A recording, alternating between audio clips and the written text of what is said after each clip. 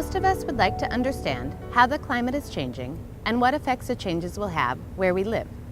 We want to know for our own reasons, or out of concern for our communities or for our children's future. Knowing how much the sea level will rise, for example, could decide where we will build or buy a house on the coast. Changes in winter storm intensity could increase the risk of flooding where we live or work. But without a good idea of what the future holds, how can we prepare for these changes in climate? Fortunately, scientists have come a long way in their understanding of the Earth's complex climate system, and they use this knowledge to predict what will happen in the future. But you may find yourself asking, if scientists can't even predict the weather tomorrow, how can they predict what the climate will be in 20 or even 100 years? Hello, Andreas. Hello. Andreas, your work at Oregon State University deals with predicting climate change. Can you tell me the difference between predicting the weather on a day-to-day basis versus predicting the climate out into the future?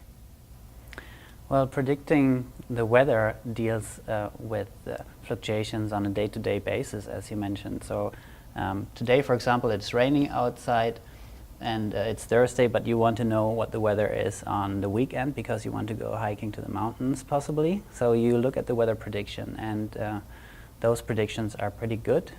But climate prediction deals not with the day-to-day fluctuations, but with statistics, so with the average climate, for example, 10 years from now, whether or not it will be cooler or warmer in general, or it will be wetter or drier. It's hard to trust things that we don't understand, and climate models are one of those things for most of us. They require complicated mathematical models that have to be run on computers. Scientists use these computer-based models because it would be impossible to build a small laboratory version of the Earth's climate system. You can think of it like a model airplane. You don't have the money, space, time, or ability to build a full-scale plane, so you build a smaller version, like this, by putting all of the little pieces together and tweaking it until it looks like a real plane. Of course, climate models are a bit more complicated than this, but a similar idea. You put all of the necessary pieces of information in, and then you compare the outcome of your model to what is really happening. The models that go into predicting climate change are difficult for many of us to understand. What goes into them, and how are they used to predict global climate change? Well, the models are complex even for people working with them to understand, but in general there is no one climate model. There's a whole hierarchy of models, starting from very simple models that only predict the global average air temperature on the Earth. That is only one equation, and you can solve it on a piece of paper with a pen. The range goes up to very complex models that solve many millions of equations on supercomputers and include all the components of the climate system, such as the atmosphere, the oceans, ice, and biological systems. How certain are we about these climate model predictions? There are things that we are very certain about, and there are other things that we are very uncertain about.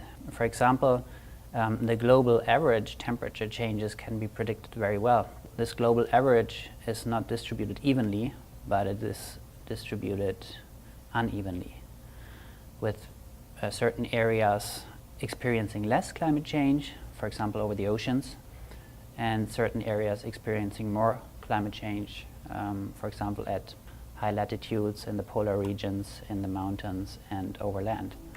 And so these things are relatively certain.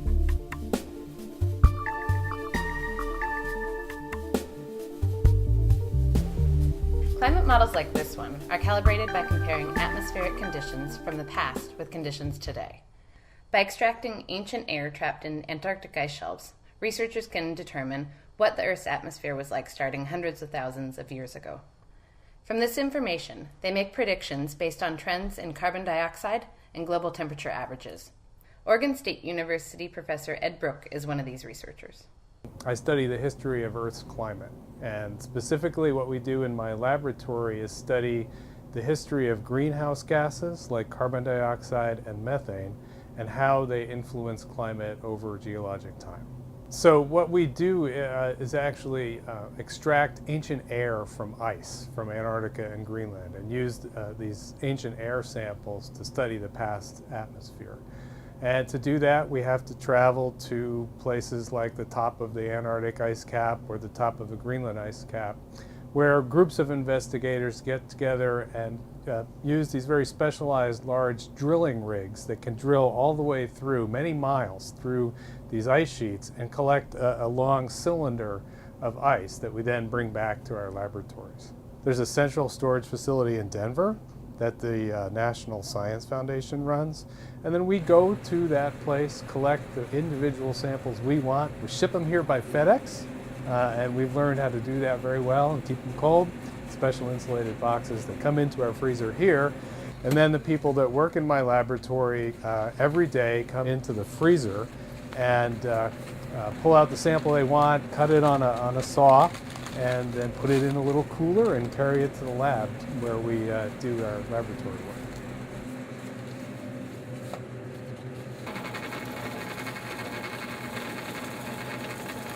What we do in the laboratory is extract the air that's trapped in small bubbles in the ice. And we have to build specialized instruments to be able to put the ice samples under vacuum in a very clean fashion so that the sample isn't contaminated, and then extract that small amount of air. And we do it in different ways depending on what we're trying to measure. We either melt the ice or crush the ice. And then we use fairly standard techniques for analyzing gases that have been worked out over many years. What we get from the kind of data we gather is, say, the level of carbon dioxide, which varies over the last 800,000 years. And it turns out it varies with temperature. And so we know that when CO2 was higher in the past, temperatures were higher.